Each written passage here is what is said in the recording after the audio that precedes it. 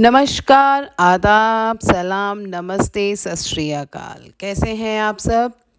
मैं विनीता यादव लेकर आई हूँ आपके लिए आज कक्षा 9 गंगा पुस्तक की अगली कविता लेकर के झांसी की रानी। इस कविता की कवित्री हैं सुभद्रा कुमारी चौहान। जी हाँ, बहुत ही सुंदर कविता है ये। इसमें 1857 का जो स्वतंत्रता संग्राम हुआ था उसमें झांसी की रानी लक्ष्मीबाई की वीरता का वर्णन किया गया है। संपूर्ण कविता में रानी लक्ष्मीबाई के बचपन, उनकी बचपन की पृष्ठभूमि, झांसी में उनका आगमन, उनका वैवाहिक जीवन और ब्रिटिश साम्राज्य की कुटिलता का वर्णन और 1857 का स्वतंत्रता संग्राम, उस समय किया जाने वाला विद्रोह, रानी का रण कौशल, युद्ध के मैदान में प्रदर्शन और झांसी की रानी लक्ष्मीबाई का वीर गति को प्राप्त होना और देश के लिए एक अमर बलिदान, इन सभी भावों को बहुत ही खूबसूरती से कवित्री सुभद्रा कुमारी चौहान जी ने इस पूरी कविता में प्रस्तुत किया है। चलिए कविता के बारे में जानेंगे। इससे पहले हम महान कवित्री सुभद्रा कुमारी चौहान के परिचय के बारे में जान लेते हैं। सुभद्रा कुमारी चौहान का जन्म 16 अगस्त 1904 को प्रयागराज के निकट निहालपुर नामक गांव में हुआ था।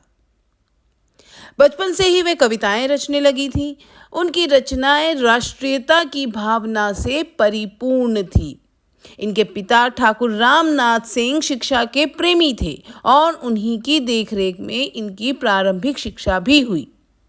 प्रयागराज के क्रॉस्टवेट गर्ल्स कॉलेज में महादेवी वर्मा उनकी सहेली थी और वहीं 1919 में लक्ष्मण सिंह के साथ इनका विवाह कर दिया गया, जो कि फिर वे जबलपुर आ गई। 1921 में गांधी जी के असहयोग आंदोलन में भाग लेने वाली यह प्रथम महिला थी। ये 2 बार जेल भी गईं। 15 फरवरी 1948 को एक कार दुर्घटना में इनका आकस्मिक निधन हो गया, इनकी मृत्यु हो गई। इन्हें 2 बार से कसरिया पुरस्कार मिला तथा भारतीय डाक तार विभाग ने 6 अगस्त 1976 को सुभद्रा कुमारी चौहान के सम्मान में 25 पैसे का एक डाक टिकट भी जारी किया। बात करें इनकी काव्यगत विशेषताओं की तो स्वतंत्रता सेनानी होने के नाते उन्होंने अपने प्रभावशाली लेखन और कविताओं को अन्य लोगों को प्रेरित करने के लिए एक हथियार के रूप में इस्तेमाल किया। उनकी रचनाओं में भारत के स्वतंत्रता आंदोलन के दौरान भारतीय महिलाओं की कठिनाइयों और चुनौतियों को गंभीरता से इन्होंने दर्शाया है। रचनाओं में यदि कहानी संग्रह की बात करें तो मुख्य है बिखरे मोती, जो कि 1932 में लिखी गई थी, उन्मादिनी 1934, सीधे साधे चित्र 1947। वहीं अगर कविता संग्रह की बात करें तो मुकुल और त्रिधारा। इनकी भाषा शैली की तो कहने ही क्या है। इन्होंने अपने लेखन में हिंदी की खड़ी बोली का प्रयोग किया है। सुभद्रा कुमारी चौहान की भाषा अत्यंत सरल, सहज और प्रभावशाली है। इनकी कविताओं में ओज, भावुकता और प्रेरणा का अद्भुत समन्वय है, अद्भुत मिलाजुला रूप दिखाई देता है।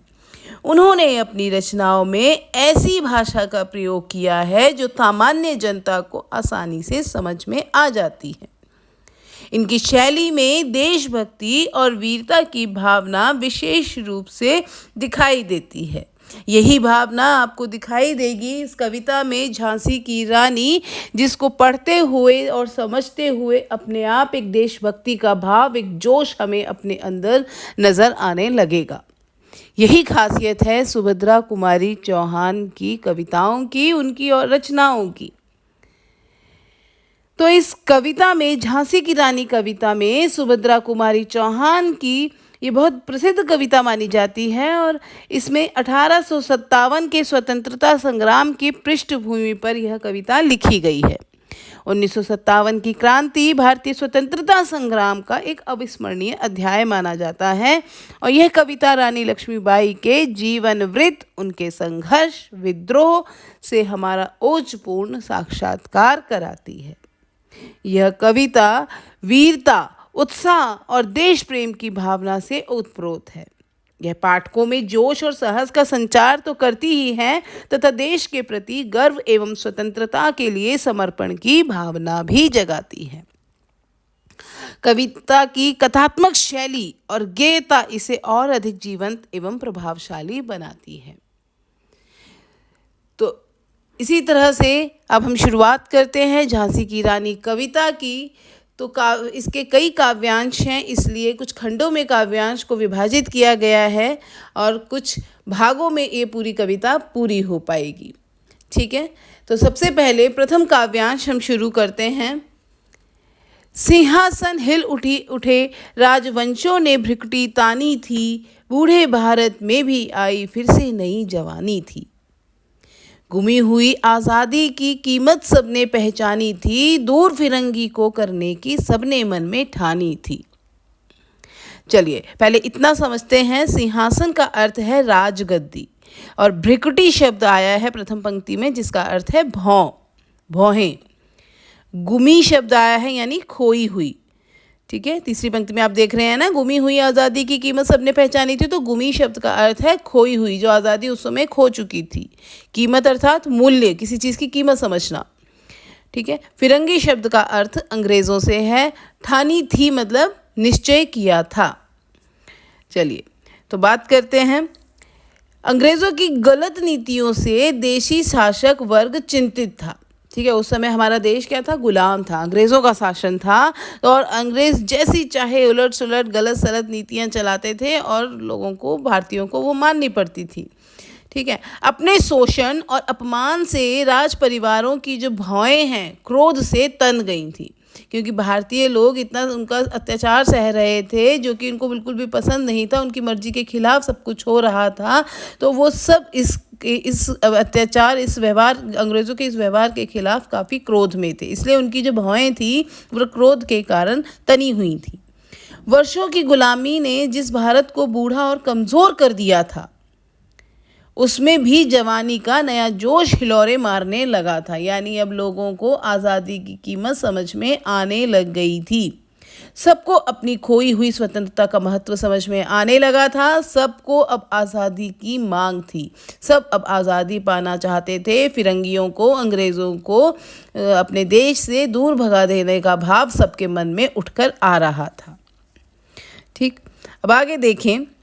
चमक उठी सन 57 में वह तलवार पुरानी थी, बुंदेले हर बोलो के मुँह हमने सुनी कहानी थी, खूब लड़ी मर्दानी वह तो झांसी वाली रानी थी। ठीक है, क्योंकि हम बात कर रहे हैं 1857 की, तो सन 1857 की लड़ाई में पुरानी तलवारें भी चमक उठी थीं और मर्दों के साथ किसी मर्द की भांति वीरता से वह स्त्री भी खूब लड़ी। कौन स्त्री? झांसी की रानी लक्ष्मीबाई। इन्होंने भी अपनी वीरता का खूब प्रदर्शन इस स्वतंत्रता संग्राम में दिखाया था। वे वीर गति को प्राप्त हो गई अंत में, लेकिन लड़ते लड़ते उन्होंने कहीं हार नहीं मानी। पूरी झांसी को के अंदर उन्होंने जोश भर दिया था। न सिर्फ अकेली महिला थी बल्कि झांसी की अनेकों महिलाएं, उनकी अनेकों सखियां उनके साथ आ गई थीं। सन 1857 की लड़ाई में जो पुरानी तलवारें भी अब जो थी वो चमक उठी थी, उनमें भी नया जोश आ गया था। मर्दों के साथ स्त्रियां भी वीरता से लड़ रही थीं।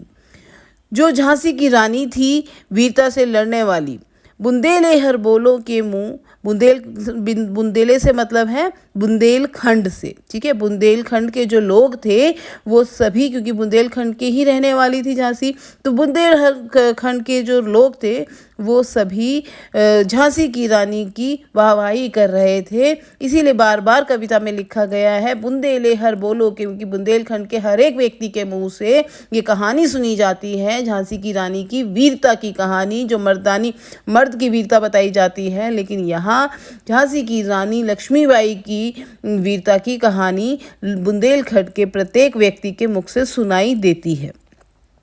ठीक है, तो इस कविता में कथात्मक शैली में ये कविता लिखी गई है और एक गतिशीलता है जो लगातार बनी हुई है और जगह जगह तत्सम और तद्भव शब्दों का प्रयोग दिखाई दे रहा है।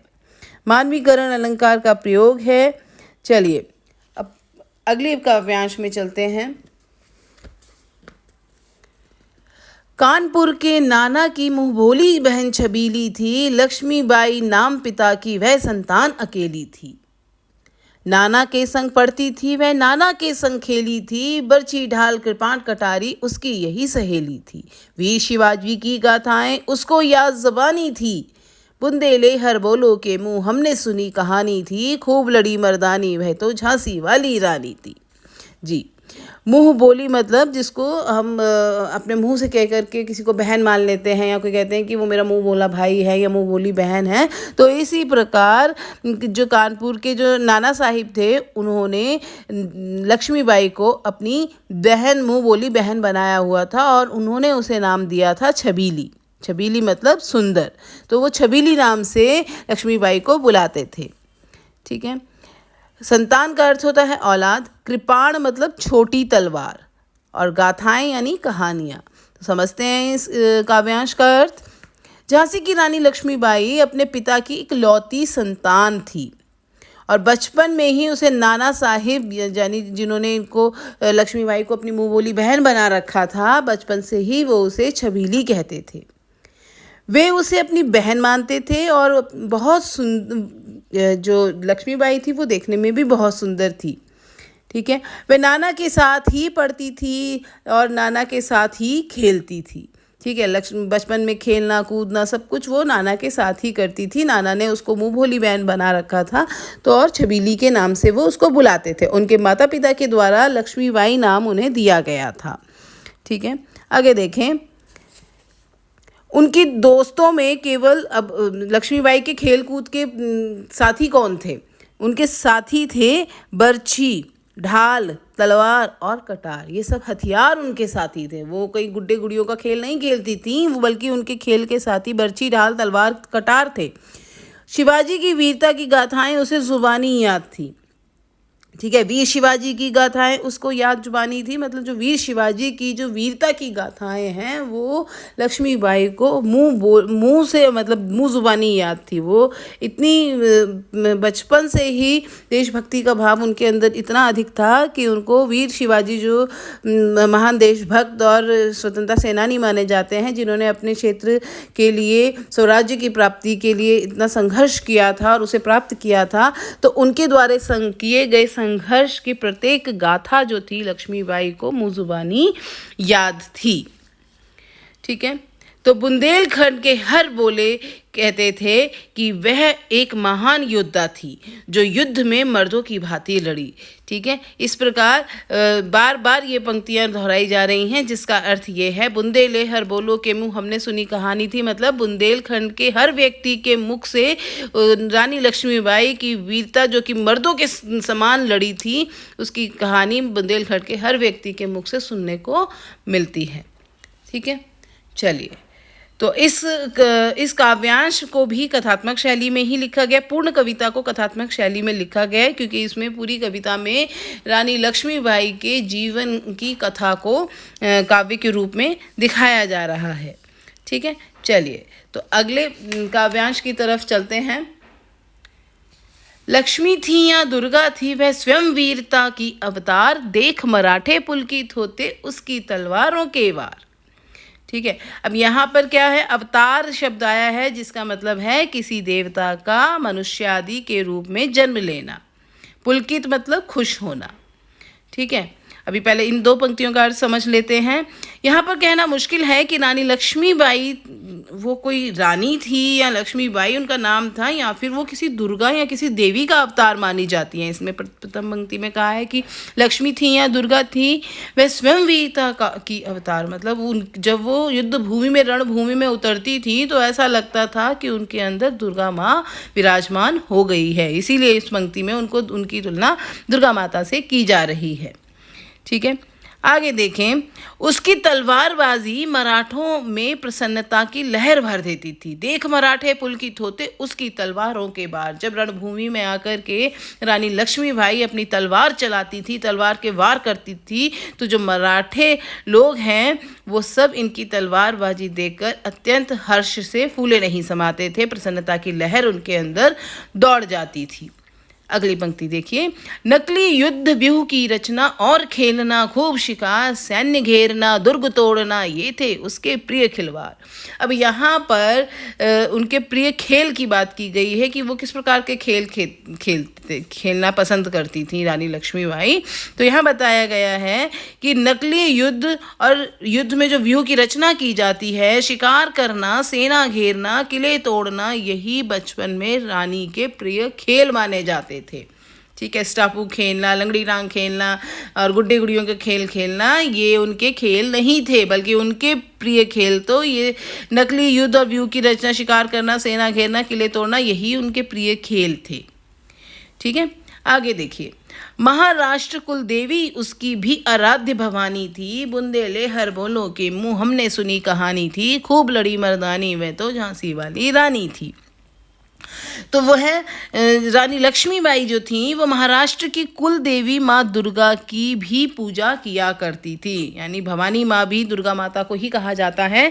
तो जो महाराष्ट्र की जो कुल देवी मानी जाती हैं, उनकी पूजा रानी लक्ष्मीबाई भी किया करती थी। बचपन से ही उसमें वीरता का संस्कार भरा हुआ था। बचपन से ही उनके खेल कूद, उनके जो खेल कूद के तरीके थे, जो साथी थे, उनको देखकर ही पता चलता था कि बचपन से वीरता का जो भाव था उनके अंदर मौजूद था, विद्यमान था। बुंदेलखंड के हर बोले उस साहसी वीरांगना की वीर गाथा को गा गा कर सुनाते हैं। ठीक है, चलिए अगले काव्यांश पर चलते हैं। काव्यांश चौथा अब हम शुरू कर रहे हैं। देखिए, हुई वीरता की वैभव के साथ सगाई झांसी में, ब्याह हुआ रानी बन आई लक्ष्मीबाई झांसी में। राजमहल में बजी बधाई, खुशियां आई झांसी में, सुभट बुंदेलों की विरुदावली सी वह आई झांसी में। ठीक है, अब देखिए यहाँ पर क्या बताया गया है। अब यहाँ पर जो रानी लक्ष्मीबाई हैं, अब युवावस्था में आ गई हैं, तो वीरता की प्रतीक जो रानी का विवाह अब सुख समृद्धि के प्रतीक झांसी के राजा गंगाधर राव के साथ कर दिया गया। ठीक है, अब क्या हुआ है कि झांसी की रानी जो लक्ष्मीबाई मानी जाती हैं, लक्ष्मीबाई अब युवावस्था में आ गई हैं और उनका विवाह किया जा रहा है। वीरता की प्रतीक माना जाता है लक्ष्मीबाई को। तो उनका विवाह जो था वो झांसी के राजा गंगाधर राव के साथ किया गया। ठीक है, हुई वीरता की वैभव के साथ सगाई झांसी में। ठीक है, वैभव यहाँ पर गंगाधर राव, राजा गंगाधर राव को कहा गया है और वीरता यहाँ लक्ष्मीबाई को कहा गया है। ब्याह हुआ रानी बन आई लक्ष्मीबाई झांसी में। अब लक्ष्मीबाई झांसी की रानी बन गई उन राजा गंगाधर राव से विवाह करने के बाद। राजमहल में अब खुशियाँ छा गईं, राजमहल में बजी बधाई, खुशियाँ आई झांसी में। तो विवाह होने पर राजमहल में रानी के आ जाने से खुशियाँ छा गईं, चारों ओर बधाई के गीत गाए जाने लगे। बुंदेलखंड के वीर योद्धाओं के यश का गीत जो दुनिया गाती थी, रानी लक्ष्मीबाई उस गीत को चरितार्थ करने झांसी के महलों में अब आ गई थी। सुभट बुंदेलों की विरुदावली सी वह आई झांसी में। तो अब उन सभी जो वीरता के कहानियाँ गाई जाती थी, उन्हीं वीरता की कहानियों को सच करने के लिए रानी लक्ष्मीबाई अब झांसी में आ गई थी। ठीक है, आगे देखें। चित्रा ने अर्जुन को पाया, शिव से मिली भवानी थी, बुंदेले हर बोलों के मुंह हमने सुनी कहानी थी, खूब लड़ी मर्दानी वह तो झांसी वाली रानी थी। तो जिस प्रकार लक्ष्मीबाई का विवाह झांसी के राजा बाल गंगाधर से हुआ, इनकी जो जोड़ी थी वो इतनी खूबसूरत थी, इनका जो वैवाहिक जोड़ा था इतना खूबसूरत था कि ऐसा प्रतीत हुआ जैसे चित्रा ने अर्जुन को पा लिया हो। ठीक है, चित्रा का और अर्जुन का विवाह हुआ था, तो जैसे उनकी जोड़ी थी वैसे ही इनकी जोड़ी दिखाई दे रही थी, लक्ष्मीबाई और राजा गंगाधर राव की। और जैसे शिव ने भवानी को पा लिया था, जैसे पार्वती माता और शिव को जब का विवाह हुआ था, उनकी जोड़ी जैसे खूबसूरत थी, ऐसे ही सुंदर जोड़ा इन दोनों का लग रहा था। आज भी बुंदेलखंड के हर बोलों के मुख से हम उस साहसी रानी की कथा सुनते हैं जिसने पुरुषों को भी कड़ी टक्कर दी थी। ठीक है, तो इस हुई वीरता की वैभव के साथ सगाई झांसी में, यहाँ पर वीरता रानी के लिए कहा गया है और वैभव झांसी के जो राजा हैं गंगाधर राव और झांसी के लिए कहा गया है। ठीक है, तो यहाँ पर मानवीकरण अलंकार देखने को मिल रहा है। चित्रा ने अर्जुन को पाया, शिव से मिली भवानी थी। पंक्ति में पौराणिक उपमाओं के माध्यम से यहाँ पे जोड़ी की महत्वता बताई गई है। ठीक है, कौन सी जोड़ी की? रानी लक्ष्मीबाई और राजा गंगाधर राव की जोड़ी की महत्वता को इन दोनों उपमाओं के सहायता से दर्शाया गया है। ठीक है, चलिए तो अगला काव्यांश देखते हैं। जी हाँ, उदित हुआ सौभाग्य, मुदित महलों में उजियाली छाई, मतलब रानी लक्ष्मीबाई के जीवन में सौभाग्य का उदय हुआ, यानी उनका अच्छा समय शुरू हुआ और महलों में रोशनी छा गई, सारा महल खुशियों से जगमगा रहा था। लेकिन दूसरी पंक्ति में देखिए, किंतु काल गति चुपके चुपके काली घटा ले आई, यानी समय का जो चक्र है वो बुरा समय ले आया। चुपके चुपके काली घटा ले आई मतलब उनके लिए एक बुरा समय शुरू हो गया। समय का चक्र शीघ्र ही उनके लिए जीवन में अंधकार ले आया। तीर कमान थामने वाले उनके हाथों में भाग्य से सुहाग की चूड़ियाँ देखी नहीं गई। ठीक है, तीर चलाने वाले कर में उसे चूड़ियाँ कब भाई, रानी विधवा हुई हाय, विधि को भी दया न आई। तीर कमाने वाले कर मतलब हाथ, तो यहाँ बताया गया कि जो तीर चलाने वाले हाथ थे रानी के, उसमें चूड़ियाँ जो उन्होंने विवाह के बाद पहन ली थी, लेकिन चूड़ियाँ उनके हाथों को भाई नहीं, यानी कि रानी विधवा हुई आए, विधि को भी दया न आई। कि राजा जो थे जिनके साथ उनका विवाह हुआ था गंगाधर राव, वह मृत्यु को प्राप्त हो गए, वह राजा निसंतान ही चल बसे। रानी विधवा हो गई, रानी के दुख की कोई सीमा नहीं थी और ईश्वर को भी उन पर दया नहीं आई। बुंदेलहर बोलो के मुँह हमने सुनी कहानी थी, खूब लड़ी मर्दानी वह तो झांसी वाली रानी थी। यानी फिर भी बुंदेलखंड के हर व्यक्ति के मुख से उनकी वीरता की, वीरांगना और साहसी रानी की कथाएं सुनी जाती हैं। ठीक है, पूरी कविता कथात्मक शैली में लिखी गई है और अनुप्रास अलंकार देखने को मिल रहा है। मुदित महलों में उजियाली छाई, उदय में सौभाग्य, मुदित महलों में उजियाली छाई, मुदित महलों में अनुप्रास अलंकार है। काली घटा घेर आई, मुहावरे का प्रयोग किया गया है। चलिए तो अगला काव्यांश देखते हैं।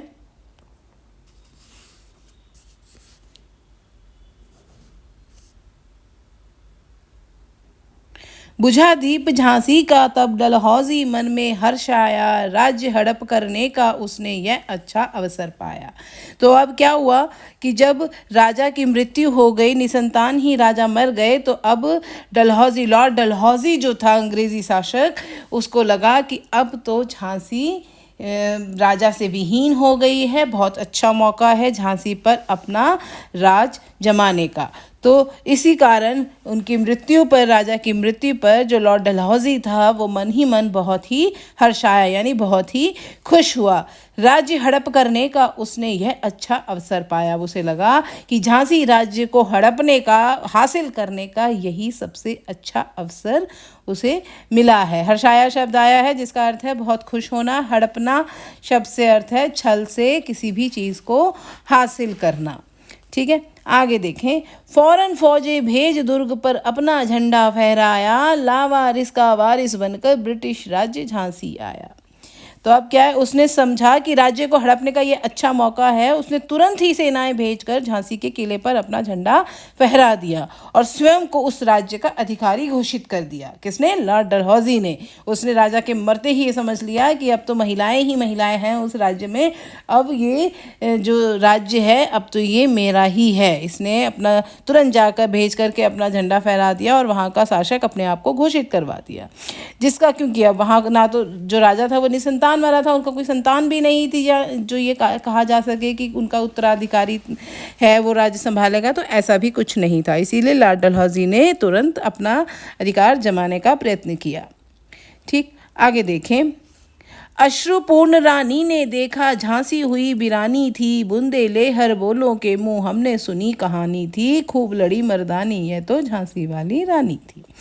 तो आंखों में आंसू भरे हुए रानी ने जब ये देखा कि झांसी पराई हो गई है, यानी कि झांसी उनके हाथों से जा रही है, पराई हो रही है। जहाँ वो विवाह होकर राजा की रानी बनकर के आई थीं, अब वो झांसी उनसे पराई होती जा रही है। लॉर्ड डलहौजी धीरे धीरे उस पर अपना अधिकार जमाने की कोशिश कर रहा है। वहाँ अजीब सी नीरवता छाई हुई है। तो ये सब कुछ वो देख रही थी। ये सारी गाथाएं बुंदेलखंड के हर बोलो के मुंह से हमने उस हिम्मत वाली रानी की कहानी सुनी है जो जमकर दुश्मनों से लड़ी थी। बुझा दीप झांसी का जब डलहौजी मन में हर्ष आया। यहाँ पर बुझा दीप यहाँ झांसी के राजा की मृत्यु का प्रतीक है। डलहौजी की कुटिलता के लिए पैर पसारे और काया पलट गई जैसे मुहावरों का बहुत ही सुंदर वर्णन यहाँ पर देखने को मिल रहा है। चलिए, तो अभी हम इस वीडियो में इतने ही काव्यांश करेंगे। इनको आप अच्छी तरह से समझ लीजिए। आगे के काव्यांश का अर्थ समझने के लिए बने रहिए। अगली वीडियो में पार्ट 2 में हम समझेंगे बाकी के काव्यांश का अर्थ। धन्यवाद।